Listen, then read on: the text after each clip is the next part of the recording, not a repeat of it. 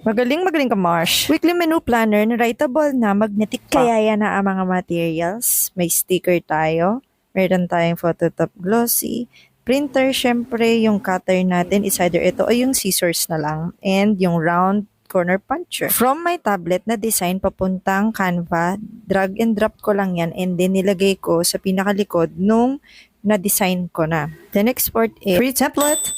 Salamat RAG sa inyong padalang mga stickers. Meron na silang sticker sheets, vinyl glossy, vinyl milky matte, at yung bluish matte. Meron din silang transparent. Siya nga pala ito yung output ng glossy. Wow! Then output sa matte.